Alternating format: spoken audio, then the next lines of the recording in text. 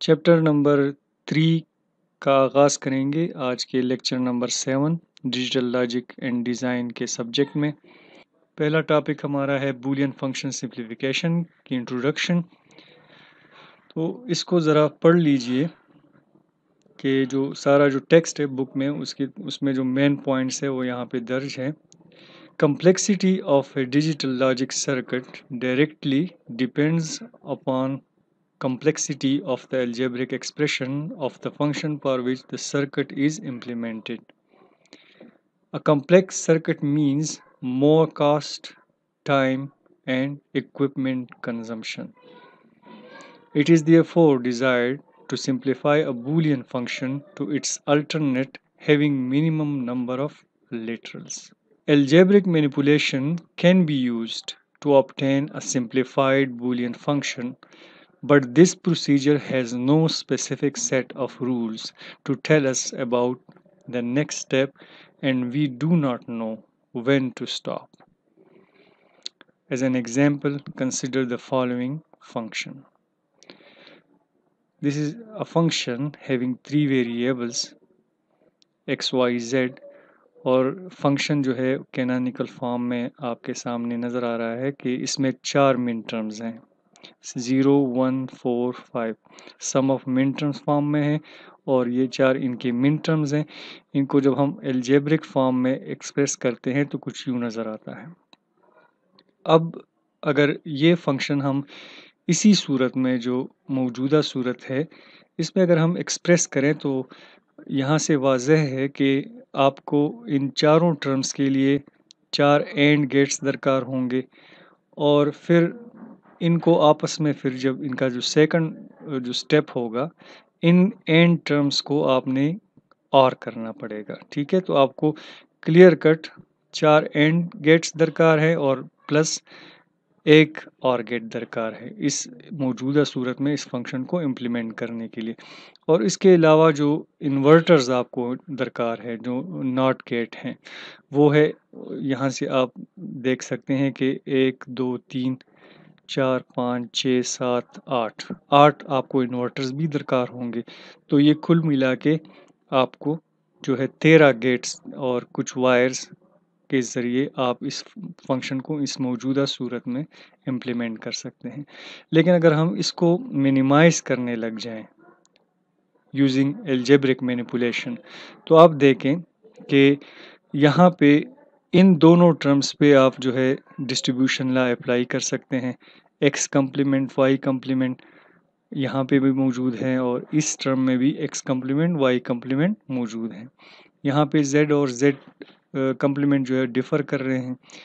इन दोनों को जो है डिस्ट्रीब्यूशन लॉ के ज़रिए इस तरह हम लिख सकते हैं क्लियर कट। ठीक है, इसी तरह डिस्ट्रीब्यूशन लॉ इन दो टर्म्स पे भी अप्लाई हो सकता है। यहाँ पे हमने एप्लीकेशन की डिस्ट्रीब्यूशन लॉ की और फिर जो यहाँ पे एक और थ्योरम है कि z कम्प्लीमेंट और z को जब हम आपस में r करते हैं यानी किसी वेरिएबल के साथ उसका कम्प्लीमेंट r करते हैं तो उससे हमारे पास 1 आता है। फिर 1 को हम किसी वैल्यू के साथ एंड कर दें तो वही वैल्यू जो है वो हमारे पास रिजल्ट में वापस आती है। इसका मतलब ये है कि ये जो टर्म है ये मिनिमाइज हो गया या सिंप्लीफाई हो गया इनटू दिस टर्म। ठीक है, ये जो दो टर्म्स थे इनसे ये एक टर्म जो है और वो भी with less variable with less number of literals सामने आ गया। ठीक है, अब अगर आप यहाँ पे देखें तो अगर हो सकता है कि आप इग्नोर कर दें कि ये जो एक्सप्रेशन आ गया है फंक्शन का जो ये वाला एक्सप्रेशन आ गया है ये मज़ीद सिंप्लीफाई हो सकता है या नहीं। यही बात ऊपर की गई कि अलजेब्रिक मैनिपुलेशन ठीक है कि हम यूज़ कर लें फंक्शन सिंप्लीफिकेशन के लिए, लेकिन हम इसके कोई स्पेसिफिक रूल्स नहीं हैं। हम ये नहीं कह सकते कि आगे हमने कौन सा स्टेप अप्लाई करना है और ना हम ये प्रिडिक्ट कर सकते हैं कि कहाँ पे हमने रुकना है, फंक्शन कहाँ तक सिंप्लीफाई होगा। 10 स्टेप्स हमने करने हैं, 20 करने हैं, ठीक है, और वो भी कोई गलती का इम्कान भी बहुत ज़्यादा होता है इसमें। तो इसका मतलब है कि अलजेब्रिक मैनिपुलेशन जो है वो इतना एक्यूरेट मेथड नहीं है कि हम इसको फंक्शन सिंप्लीफिकेशन के लिए यूज़ करें। ठीक है, अब इस एग्जाम्पल की तरफ वापस आते हैं। तो यहाँ तक तो सिंप्लीफाई हो गया। तो अगर यहाँ पे नज़र दौड़ाएं तो हमें पता चल जाता है कि यहाँ पे दोबारा हम डिस्ट्रीब्यूटिव लॉ जो है वो अप्लाई कर सकते हैं। देखें, y कम्प्लीमेंट इस टर्म में भी मौजूद है, y कम्प्लीमेंट इस टर्म में भी मौजूद है। दोनों के साथ एंड है डिफरेंट टर्म्स में, x कम्प्लीमेंट और x यानी डिफरेंट वैल्यूज एंड है। तो आप जो है y कम्प्लीमेंट और जो एंड है उसको डिस्ट्रीब्यूशन में अलग कर लें और ये दोनों आपके साथ सामने जो है आर में आ जाते हैं। ठीक है, यानी वो वाला रूल जिसमें कि एंड डिस्ट्रीब्यूट होता है आर पे। तो एंड यहाँ पे डिस्ट्रीब्यूट हुआ है आर पे। ठीक है, वो हमने रिवर्स किया और हमारे सामने ये टर्म आ गया। ठीक है, जो पोस्टुलेट्स और थ्योरम्स हमने चैप्टर 2 के शुरू में पढ़े थे।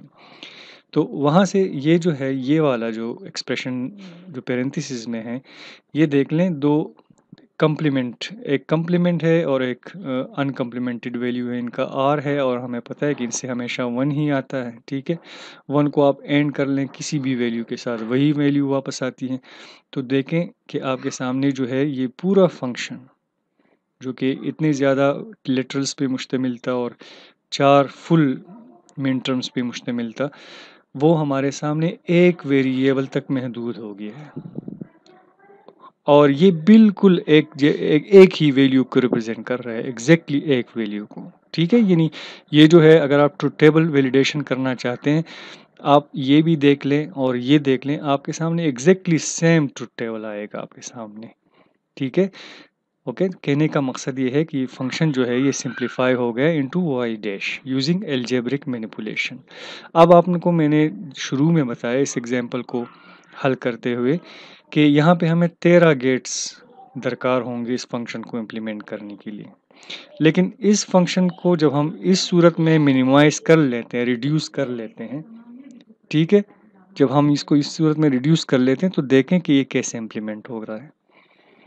ठीक है, सिर्फ ये एक इन्वर्टर दरकार होगा। ये फ़ायदा होता है किसी भी फंक्शन को रिड्यूस करने का। ठीक है, कि इसमें रिसोर्सेज और जो हमारे पास वायर्स और गेट्स होती हैं वो मिनिमम यूज़ होती हैं, कम से कम। ठीक है।